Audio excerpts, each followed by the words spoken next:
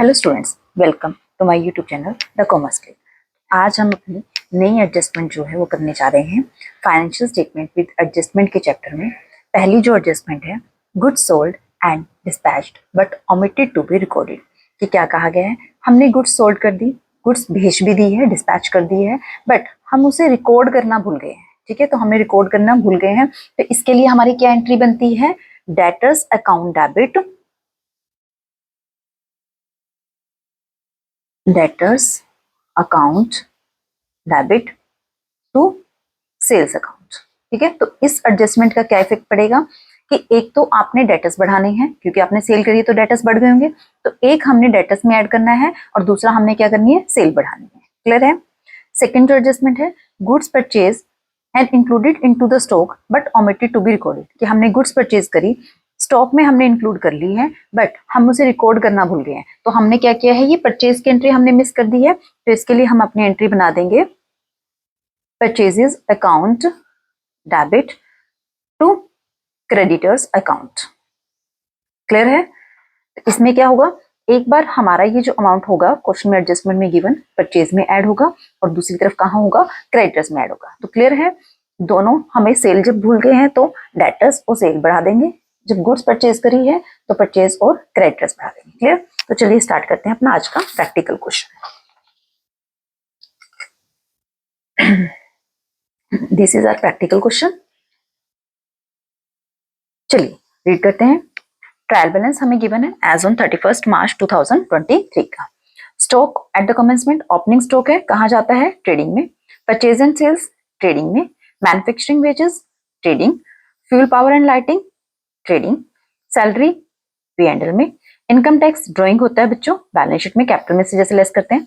Loan to x, ठीक है, ये लोन हमने गिवन है, हमने दिया हुआ है, तो ये हमारी असेट्स है। देखिए बैलेंस भी कहाँ है, डेबिट में लिखा हुआ है, ये हमारी असेट्स है, बैलेंस शीट में जाएगा। इंटरेस्ट ऑन एक्स लोन, ये इनकम है हमारी, प्रॉफिट एंड लॉस के क्रेडिट में जाएगी बच्चों। कमीशन रिसीव्ड हमारी इनकम है, profit and loss account. Rent debit में खर्चा, P&L में। रेंट ओइंग हमारी बैलेंस शीट में लायबिलिटी में, कि हमने रेंट पे करना है, देखिए क्रेडिट लिखा हुआ है। फर्नीचर में include furniture of ₹1000 purchase on 1 अक्टूबर 2022, कि हमने टोटल 5000 का फर्नीचर है, उसमें से 1000 का जो फर्नीचर है वो हमने 1 अक्टूबर को परचेज किया है। साल कब खत्म हो जाता है हमारा, 31 मार्च को। तो इसमें क्या होगा बच्चों, इसमें एडजस्टमेंट में अगर सिंपल हमने लिखना है तो हम कुछ नहीं करेंगे, 5000 लिख देंगे। बट अगर इसमें डेप्रिसिएशन होगा एडजस्टमेंट में गिवन, ठीक है, तो आपने क्या करना है बच्चों, इसमें से जो 4000 है वो हमने पूरे साल यूज किया है, तो उस 4000 के ऊपर डेप्रिसिएशन जो लगेगा फुल रेट से लगेगा, जो भी क्वेश्चन में अगर गिवन होता है तो। और जो 1000 होता है, 1000 के ऊपर जब डेप्रिसिएशन कैलकुलेट करोगे तो कितने मंथ का लगाना है, अक्टूबर, नवंबर, दिसंबर, जनवरी, फरवरी, मार्च, 6 मंथ का आप 1000 के ऊपर कैलकुलेट करोगे, फिर दोनों को ऐड करके आपने वो डेप्रिसिएशन लिखना है। क्लियर। अगर डेप्रिसिएशन नहीं बोला गया तो सिंपल आपने फिर 5000 असेट्स में लिख देना है, तो ये बैलेंस शीट में जाएगा हमारा। BRBP बैलेंस शीट में जाता है। Plant balance sheet, debtor and creditors balance sheet, capital balance sheet, cash balance sheet. Clear. तो ये हमारा क्वेश्चन गिवन हो गया। कहाँ कहाँ हमने कौन सी आइटम लिखनी है, एडजस्टमेंट पढ़ते हैं। क्लोजिंग स्टॉक है 30,000, दो जगह जाता है, एक बार ट्रेडिंग में जाता है और एक बार बैलेंस शीट में। Goods worth ₹5,000 were sold and dispatched on 28 March 2023 but no entry was passed in this effect। हम सेल की एंट्री करना भूल गए हैं, तो ठीक है, एक बार सेल में ऐड कर देंगे, कहाँ, ट्रेडिंग में जब सेल लिखेंगे, और दूसरी बार कहाँ, डेटर में, तो बैलेंस शीट में जब डेटर्स लिखेंगे वहां ऐड कर देंगे। Goods costing ₹7,000 were purchased and included into stock but no entry was passed to record the purchase। Purchase करिए हमने पर रिकॉर्ड करना भूल गए, एक बार परचेज बढ़ा देंगे, परचेज कहाँ लिखते हैं, ट्रेडिंग में, और एक बार हमारे क्रेडिटर बढ़ जाएंगे, वो कहाँ लिखते हैं, balance sheet. Create a provision of 2% for discount on debtors, debtors पर डिस्काउंट का आपने प्रोविजन लगाना है, तो प्रोविजन कहाँ जाता है, एक बार P&L के डेबिट में और एक बार डेटर में से लेस होता है बैलेंस शीट में। पर ध्यान रखना बच्चों, डेटर हमारा भी क्या हुआ था, जब हमने सेल किया था तो हमने बोला था डेटर में हम इसको ऐड करेंगे, तो ये जो प्रोविजन लगेगा इसकी एडजस्टमेंट करने के बाद लगाना है। ठीक है। 1/3 of the commission received related to the next year accounting period. Next year के अकाउंटिंग पीरियड से हमारा जो है कमीशन 1/3 रिलेटेड है, यानी कि हमारी एडवांस की इनकम है। एडवांस इनकम एक बार तो P&L के अपने इनकम में से लेस करेंगे हम, और एक बार बैलेंस शीट में लायबिलिटी में। डेप्रिसिएशन देखिए फर्नीचर पर आ गया ना, हमने फर्नीचर पर डेप्रिसिएशन लगाना है, एक बार P&L में और एक बार बैलेंस शीट में फर्नीचर पे से लेस। अभी समझाया आपको कि आपने कैसे कैलकुलेट करना है। Salary for the month of March 2023 are still outstanding, अभी भी आउटस्टैंडिंग है सैलरी। तो आउटस्टैंडिंग सैलरी क्या करते हैं, एक बार P&L में जब सैलरी लिखोगे वहां ऐड करोगे और एक बार बैलेंस शीट में लायबिलिटी में लिखोगे। क्लियर है। अब टिक कर लेते हैं जोन जोन सी एडजस्टमेंट है। क्लोजिंग स्टॉक के लिए कोई टिक नहीं होता। गुड्स सोल्ड की है तो सेल और डेटर में, तो सेल और डेटर देखिए कहाँ है, ये सेल। परचेज की भी हम भूल गए ना, परचेज पे भी टिक है, डेटर और क्रेडिटर्स पे भी टिक है, ठीक है, दोनों पे। उसके बाद हमारी परचेज और सेल दोनों की कर ली मैंने। Discount on debtors, discount debtors पे हम टिक कर चुके हैं। कमीशन रिसीव देखिए, कमीशन रिसीव पे हम टिक करेंगे क्योंकि हमारी ये एडवांस की इनकम है, इसमें 1/3 पार्ट। डेप्रिसिएशन फर्नीचर पर है, फर्नीचर पर टिक करेंगे। और सैलरी 1 मंथ की आउटस्टैंडिंग है अभी भी, तो सैलरी पर टिक करेंगे। क्लियर है। तो ये एडजस्टमेंट हमने टिक कर ली है, जोन जोन सी भी एडजस्टमेंट है। अब क्या करते हैं, अपना क्वेश्चन चलिए स्टार्ट करते हैं। सबसे पहले क्या बनाते हैं, trading account. This is the format of trading and profit and loss account for the year ended 31 March 2023। ठीक है, तो यहाँ क्या लिखते हैं, particulars rupees, particulars rupees, this side is credit and this is debit side. Clear है। सबसे पहले हम क्या लिखते हैं, ओपनिंग स्टॉक लिखते हैं यहाँ पर, तो टू ओपनिंग स्टॉक, अमाउंट कितना है 15,000। क्लियर। उसके बाद क्या करना है, परचेज लिखते हैं हम, टू परचेजेस, ठीक है, इसलिए इसका हम अंदर लिखेंगे कितने की परचेज है, 1,09,000, तो यहाँ हम लिखेंगे 1,09,000। सेल भी लिख लेते हैं साइड पर, बाय सेल्स, इस पर भी ठीक है, तो ये भी हम अंदर लिखेंगे 1,80,000। ठीक है। अब एडजस्टमेंट आपको याद है, परचेज और सेल्स की हमने क्या किया है कि हम भूल गए हैं, फॉरगेट किया है हमने। 5,000 की गुड्स सोल्ड जो है डिस्पैच की है, पर हम भूल गए रिकॉर्ड करना, तो सेल हमारी बढ़ जाएगी, तो हम सेल में ऐड कर देंगे 5,000 वाली। ऐड किससे, डेटर्स से ऐड करेंगे, डेटर्स 5,000 के। क्लियर। तो कितने की सेल हो गई हमारे पास, 1,85,000 की। दूसरी बार जब डेटर लिखेंगे वहां ऐड कर देंगे बच्चों। इस तरह ये परचेज की है, 7,000 की जो परचेज है वो क्रेडिटर्स के नाम से हम क्या कर देंगे, इसमें ऐड कर देंगे। ऐड क्रेडिटर्स, अमाउंट 7,000 का, 1,09,000 में जब 7,000 हम ऐड करेंगे तो 1,16,000। क्लियर है। नेक्स्ट करते हैं, स्टॉक हो गया, परचेज और सेल्स हो गया, क्लोजिंग स्टॉक भी साथ के साथ हम कर लेते हैं अपना, बाय क्लोजिंग स्टॉक, क्योंकि इस साइड पे सिर्फ दो ही आइटम में आती है हमारी। ठीक है, तो क्लोजिंग स्टॉक कितना हमारा 30,000 का है, तो हम 30,000 यहाँ लिख देते हैं। क्लियर है। अपने अपने एक्सपेंस चेक करते हैं, कौन कौन सी एक्सपेंस है। ये दोनों हो चुके हैं। मैन्युफैक्चरिंग वेजेस है 8,000 की, ये हम लिखते हैं यहाँ पर, to manufacturing wages amount is 8,000 rupees. Clear. Next देखिए, ये भी ट्रेडिंग का है, fuel power and lighting, to fuel power and lighting, amount check कीजिए 12,000, तो ये हम लिखते हैं यहाँ पर 12,000। ठीक है। नेक्स्ट देखिए, टी और कहीं हमने लिखा है, ये सब हम कर चुके हैं। उसके बाद हमने कहीं टी लिखा हो, नहीं लिखा है। ठीक है। एडजस्टमेंट चेक कर लेते हैं, कहीं हमने टी लिखा है एक बार। क्लोजिंग स्टॉक हम लिख चुके हैं, सेल और परचेज की फॉरगेट के हम कर चुके हैं, उसके बाद हमने टी कहीं नहीं लिखा, तो ये हमारा ट्रेडिंग अकाउंट कंप्लीट हो चुका है। पर हम इसको क्लोज अभी नहीं करेंगे, बाद में करेंगे। अब पहले क्या करते हैं, profit and loss account start करते हैं। थोड़ा सा स्पेस छोड़ेंगे क्लोजिंग करने के लिए। अब पी चेक कीजिए, सबसे पहले पी कहाँ लिखा है हमने, सैलरी पे लिखा हुआ है, तो सैलरी लिखते हैं हम, कितने की, 11,000 की लिखी हुई है, यहाँ लिखते हैं टू सैलरीज 11,000। सैलरी की एडजस्टमेंट थी, ठीक है, टिक लगा हुआ है, वैसे भी अगर याद नहीं रहती टिक से हमें याद आ जाता है। इसमें 1 मंथ की आउटस्टैंडिंग बोली गई थी। Salary for the month of March 2023, सिर्फ 1 महीने की जो सैलरी है वो आउटस्टैंडिंग है। तो ये बच्चों जो सैलरी पे की है 11 मंथ की पे की है। अगर 11 मंथ के लिए 11,000 है तो 1 मंथ के लिए कितनी बनी, 1,000। तो 1,000 क्या है, आपकी आउटस्टैंडिंग सैलरी है, जो हम क्या करते हैं, एक बार सैलरीज में ऐड कर देते हैं और एक बार अपनी बैलेंस शीट में जब लायबिलिटी बनाएंगे वहां पर लिख देंगे। क्लियर है। ये हो गया सैलरी का। नेक्स्ट करते हैं, पी चेक कीजिए, जहां पर पी है आपका दिस वन, ये, हाँ, ये जब लोन का इंटरेस्ट होता है बेटा, इसको ध्यान से करना होता है। कोई डेट नहीं दी तो 5,000 का 10% कैलकुलेट कीजिए। ये इम्प्लाइड इंटरेस्ट होता है जो आपको बिना कहे अपने आप करना पड़ेगा। कितना बन रहा है, 500। आगे देखिए, इंटरेस्ट ऑन एक्स लोन, इसी लोन के ऊपर हमें इंटरेस्ट बताया गया, कितना मिला है हमें, 300 का मिला है। तो ये हमारी इनकम है, P&L में लिखेंगे हम, bye interest on x loan. ठीक है, कितना गिवन है हमारे पास, 300, हम 300 लिखेंगे। अभी जब मैंने ऊपर कैलकुलेट करके आपको बताया 10%, तो कितना आया, 500 बनना चाहिए, 500 मिला कितना है, 300। तो जो 200 है टोटल कितना आना चाहिए हमारे प्रॉफिट एंड लॉस अकाउंट में 500 इनकम आनी चाहिए। तो ये जो 200 है ये हमारा क्या है, एक्रूड इंटरेस्ट है। इसको क्या बोलेंगे, एक्रूड इंटरेस्ट। और ये हमारी इनकम है। दूसरी बार ये कहा जाएगा एक्रूड इंटरेस्ट, हमारे बैलेंस शीट में जब हम लोन लिखेंगे एक्स का, उसमें ये 200 ऐड कर देंगे। क्लियर है? तो ये इम्प्लाइड एडजस्टमेंट होती है जो आपको अपने आप कंसीडर करनी होती है, जो ये परसेंटेज गिवन होती है। क्लियर? अब नेक्स्ट पी चेक करते हैं। ये हमारा हो गया है पी का 300 वाला। कमीशन रिसीव 4500, ठीक है। इसमें 1/3 जो थी नेक्स्ट अकाउंटिंग ईयर से रिलेटेड थी, तो बाय कमीशन अमाउंट चेक कीजिए कितना है, 4500 गिवन है ना। कमीशन रिसीव 4500 ये आगे। इसमें क्या बोला था एडजस्टमेंट में, अगर आपको याद हो कि 1/3 जो है इनकम हमारी वो नेक्स्ट फाइनेंशियल ईयर से रिलेटेड है। 1/3 of the commission receive related to the next accounting period. तो 1/3 करेंगे जब हम 4500 का 1/3 दैट इज 1500, तो वो हमारी क्या है, एडवांस की कमीशन है। ठीक है, एडवांस कमीशन 1/3 4500 का कितना आ जाएगा 1500, तो ये माइनस कर देंगे कितना आ जाएगा 3000। और ये जो 1500 है एक बार हमारा कहाँ जाएगा, बैलेंस शीट में लाइबिलिटी में जाएगा। ये हमारी लाइबिलिटी है।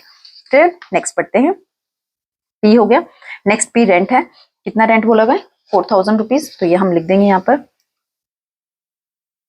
To rent 4000 rupees. Next check करते हैं। रेंट होंगी तो बैलेंस शीट लिखी है। उसके बाद देखिए कहीं पी नहीं लिखा है, ठीक है, बाकी सब बी लिखा हुआ है। तो ये हमारा हो गया है trading and profit and loss account अभी बन गया है। अब हम क्या बनाते हैं, अपना बैलेंस शीट बनाते हैं। ठीक है, balance sheet as eight 31 March 2023 liabilities पर असेट साइड। ठीक है, अब बैलेंस शीट में चेक करते हैं। सबसे पहले हम असेट्स में क्या लिखते हैं, अपना कैश लिखते हैं। ठीक है, कैश ये सबसे आखिर में लिखा हुआ है 19,500 का, तो ये हम लिखेंगे यहाँ कैश 19,500 कैश। उसके बाद क्या आता है बच्चों, बैंक बैलेंस। बैंक बैलेंस इसमें नहीं है। फिर बीआर आता है। देखो बी और बीपी दिया हुआ है, तो बीआर कितना है हमारा 6000। असेट साइड कंप्लीट करते हैं पहले अपनी, बीआर 6000। ठीक है, उसके बाद क्या आता है cash, bank balance, debtor, BR debtor. उसके बाद तो हम क्या लिखेंगे अब, डेटर्स जितने हमें गिवन है, डेटर्स पे टिक है 28,000 का डेटर्स हमने लिखे। और हमने जो सेल की थी और डिस्पैच भी कर दिया था, पर हमने भूल गए थे लिखना, रिकॉर्ड करना, तो वो हम लिख देंगे। कितना था 5000 था, तो ये डेटर में हम अपना 5000 ऐड कर देंगे सेल्स के नाम से। Add sales 5000। ठीक है, कितना आ गया ये 33,000 हो जाएगा। अब इस पर हमारे पास प्रोविजन का भी परसेंटेज गिवन था। एडजस्टमेंट दो थी डेटर के ऊपर बच्चों। ठीक है, ये चेक कीजिए। Create a provision of 2% for discount on debtors. तो 2% अब किसके ऊपर निकालेंगे, जो हमने ये 33,000 निकाला है इसके ऊपर 2% निकालेंगे। और प्रोविजन क्या करते हैं बच्चों, लेस करते हैं। Provision for discount on debtors, जब हम ये कैलकुलेट करेंगे इट विल कम 660। ये माइनस करेंगे इसमें से, तो 32,340। क्लियर है? ये वाली एडजस्टमेंट दूसरी जगह कहाँ जाएगी, पेंडल में जाएगी। तो पेंडल में हम लिख देंगे इसको to provision for discount on debtors, amount is 660। दोनों जगह साथ के साथ हो गई है। ठीक है, अब उसके बाद हम क्या करते हैं, कोई भी प्रीपेड एक्सपेंस पड़ा हो, डेटर हो गए, cash, bank balance, BR, debtor. उसके बाद क्लोजिंग स्टॉक होता है। क्लोजिंग स्टॉक का अमाउंट चेक कीजिए। एडजस्टमेंट में 30,000, ये हमारा क्लोजिंग स्टॉक हो गया। ठीक है, उसके बाद क्या होगा, बैलेंस शीट चेक करते हैं। यहाँ पर कहाँ हमने बी लिखा है, ये ट्रेडिंग था, ये कैपिटल में से लेस होगा। सॉरी, लोन आएगा कितना है 5,000 रुपीज का। और जो हमने एक्रूड इंटरेस्ट निकाला था वो भी लिखेंगे, एक्स लोन 5,000 रुपीज ऐड करेंगे। एक्रूड इंटरेस्ट कितना निकाला था हमने, दैट इज 200 रुपीज था। फिर प्लस कर देंगे, कितना हो जाएगा 5200 का। क्लियर है? अब चेक करते हैं अपना और क्या रह गया असेट साइड में। दिस वन हो गया, ये लायबिलिटी है। बीआर इसमें से हो गया, प्लांट रह गया अभी हमारे पास। ठीक है, और ये फर्नीचर भी है, बैलेंस शीट था ना, फर्नीचर रह गया, प्लांट रह गया। दिस वन पहले हम क्या करेंगे, फर्नीचर का करेंगे। फर्नीचर लिखते हैं इस साइड पर। फर्नीचर कितना है टोटल 5,000 है। डेप्रिसिएशन मैंने आपको बताया था कि इसमें 4000 के ऊपर पूरे साल का लगेगा बच्चों, और जो 1000 है उसके ऊपर 6 मंथ का लगेगा। तो जब टोटल हम कैलकुलेट करेंगे दोनों का आएगा हमारे पास कैलकुलेट कर 450। तो 5000 में से जब हम ये माइनस करेंगे तो इट विल कम 4550। क्लियर। ये डेप्रिसिएशन हम P&L में भी लिखते हैं, तो P&L में भी लिख देते हैं साथ के साथ। अब to depreciation on furniture 450। Clear. Asset check करते हैं। नेक्स्ट कौन सी रहेगी? फर्नीचर हो गया, बीआर हो चुका है, प्लांट रह गया है। प्लांट हम लिख लेते हैं 72,000 का। प्लांट 72,000 का। क्लियर है। डेटर्स हो चुके थे और कैपिटल आपके बैलेंस शीट में लायबिलिटी साइड में कैश हो चुके हैं। तो ये आपके एसेट साइड कंप्लीट हो चुकी है। कोई अगर हमारा प्रीपेड एक्सपेंस होता तो वो हम लिख लेते हैं, एक्रूड इनकम हम लिख चुके हैं। ठीक है। अब बनाते हैं अपनी लायबिलिटी साइड। लायबिलिटी साइड में देखिए क्या क्या है। इनकम टैक्स तो कैपिटल में से लेस होगा। ये तो एसेट थी हमारी। रेंट ओइंग हमारी आउटस्टैंडिंग लायबिलिटी है, ये भी हम लिखेंगे। उससे पहले हमारा क्या आएगा? बीपी है और क्रेडिटर्स है। ये हमारी एसेट्स है, ये सबसे बात की आइटम है। तो यहाँ से क्या आएगा हमारे पास? बीपी और क्रेडिटर्स आएंगे। बीपी लिखते हैं, कितना है बीपी? 1600 का। ठीक है। उसके बाद हम क्रेडिटर्स लिखते हैं। क्रेडिटर्स में एडजस्टमेंट है, जो हम परचेज भूल गए थे वो हम ऐड कर देंगे। क्रेडिटर्स कितने के हैं? 13,000 के हैं, और 7,000 के हमारी एडजस्टमेंट है, जो हमने परचेज में भी लिखे थे ना, ऐड किए थे क्रेडिटर्स, तो वही परचेजेस हम अपने यहाँ ऐड कर देंगे। कितने की थी? 7,000 की। अगर आपको याद हो एडजस्टमेंट तो कितना हो जाएगा टोटल? 20,000 का। तो यहाँ हम लिख देंगे 20,000 रुपीज। क्लियर है। नेक्स्ट हमारे पास ये जो रेंट ओइंग के आउटस्टैंडिंग एक्सपेंस होते हैं वो आ जाते हैं। रेंट ओइंग आउटस्टैंडिंग एक्सपेंस देखिए एडजस्टमेंट के होते हैं तो बच्चों दो जगह जाते हैं, और बैलेंस शीट के होते हैं तो सिर्फ लायबिलिटी में आते हैं। क्लियर है। तो ये हो गया। अब अपने एडजस्टमेंट चेक कर लेते हैं। ठीक है, क्योंकि बैलेंस शीट में से सब हो गया है, एक बार बाद में दोबारा चेक कर लेंगे अगर कुछ रह ना जाए। क्लोजिंग स्टॉक हो गया। गुड्स हमने सोल्ड की दोनों जगह कर ली, सेल में भी कर ली, डेटर में भी कर ली है। क्लोजिंग स्टॉक भी हमने दोनों जगह कर लिया, ट्रेडिंग में भी कर लिया, बैलेंस शीट में भी। गुड्स कॉस्टिंग परचेज में भी ऐड कर चुके हैं, अभी क्रेडिटर्स में भी ऐड किया 7,000। डिस्काउंट जो हमने बनाया डेटर में से भी लेस कर दिया, पेंडल में भी लिख दिया। 1/3 कमीशन जो एडवांस हमने निकाली थी वो हमने कमीशन में से तो लेस कर दी है, पर वो हमारी क्या है? लायबिलिटी भी है। ठीक है, तो वो हमारी यहाँ पर आ जाएगी, कमीशन रिसीव्ड इन एडवांस। 1/3 थी ना 4500 की, दैट इज 1500। ठीक है, क्लियर। नेक्स्ट पढ़ते हैं। डेप्रिसिएशन हमने लिख दिया, पेंडल के डेबिट में भी और फर्नीचर में से भी लेस कर दिया। सैलरी, आउटस्टैंडिंग सैलरी रहेगी 1 मंथ की। कितनी भी थी? अगर याद है आपको, आउटस्टैंडिंग सैलरी हमने निकाली थी ना 11 मंथ के लिए 11,000 थी, तो लास्ट 1 मंथ के लिए जो आउटस्टैंडिंग है वो कितनी थी? 1,000 रुपीज। ठीक है, तो ये हो गया। लास्ट में हमारी एडजस्टमेंट भी अब सारी हो गई है लगभग। कैपिटल लिखेंगे, कैपिटल रह गई है हमारी अभी, और ड्राइंग जो इनकम टैक्स है। कैपिटल कितनी है? 1 लाख रुपीज है, हम यहाँ 1 लाख लिखेंगे। नेट प्रॉफिट या नेट लॉस के लिए स्पेस छोड़ेंगे, उसके बाद अपना लेस करेंगे इनकम टैक्स, क्योंकि इनकम टैक्स क्या होती है? हमारी ड्राइंग होती है। ठीक है, दिस वन इज 5500, ये हम लेस करके बाहर लिखेंगे। क्लियर है। तो ये आपका एक बार हम क्वेश्चन चेक कर लेते हैं कि हमने कुछ आइटम मिस तो नहीं करी है ना। चेक करते हैं। चलो, स्टॉक हमने लिख दिया सबसे पहले, परचेज और सेल्स हम कर चुके हैं, मैन्युफैक्चरिंग वेजेस लिख दी थी, फ्यूल पावर एंड लाइटिंग लिख दी थी, सैलरी कर चुके हैं, इनकम टैक्स अभी लेस किया है, लोन हमारे बैलेंस शीट में एसेट्स में हम लिख चुके हैं एक्स का, इंटरेस्ट ऑन एक्स लोन ये हम एडजस्टमेंट भी कर चुके हैं, एम्प्लॉयड इंटरेस्ट की दोनों जगह, और इंटरेस्ट ऑन एक्स लोन हम इनकम में भी लिख चुके हैं पेंडल में, ये भी इनकम थी, इसका भी कर चुके हैं, ट्रीटमेंट दोनों जगह कर चुके हैं हम अपनी। रेंट हम लिख चुके हैं पेंडल में, रेंट ओइंग लायबिलिटी में जा चुका है। फर्नीचर पर हमने डेप्रिसिएशन समझ लिया, एडजस्टमेंट कैसी थी, और उसके बाद डेप्रिसिएशन भी दोनों जगह कर लिया है। बीआर और बीपी भी हम लिख चुके हैं, प्लांट्स हम लिख चुके हैं, डेटर्स और क्रेडिटर्स लिख चुके हैं, इसमें जो एडजस्टमेंट थी वो दोनों कर ली है हमने, कैपिटल हम लिख चुके हैं, और कैश भी हमने बैलेंस शीट में लिख ली है। तो क्लियर। तो ये हमारा क्वेश्चन कंप्लीट हो गया है। अब हमने क्या करनी है? इसकी क्लोजिंग करनी है। ठीक है, तो सबसे पहले हम क्या करते हैं? अपनी ट्रेडिंग अकाउंट में टोटल करते हैं इस साइड का 1,85,000 और 30,000 को जो प्लस करेंगे इट विल कम 2,15,000। 2,15,000 2,15,000 में से जब हम ये माइनस करेंगे इट विल कम 64,000। तो ये हमारे पास क्या निकल कर आ गया? Gross profit. Gross profit carry down करेंगे, यहां पर हम अपना by gross profit broke down करेंगे। ठीक है, कितना? 64,000 का, तो ये हम लिख देंगे 64,000। अब अपनी इनकम साइड हम प्लस करेंगे, तो ये हमारे पास आएगी 67,500, ठीक है, 67,500, 67,500। इसमें से हम अपने सारे एक्सपेंस माइनस करेंगे तो इट विल कम 50,390, ठीक है। ये क्या आ गया हमारे पास, नेट प्रॉफिट, तो इसको लिख देंगे हम to net profit transfer to capital account.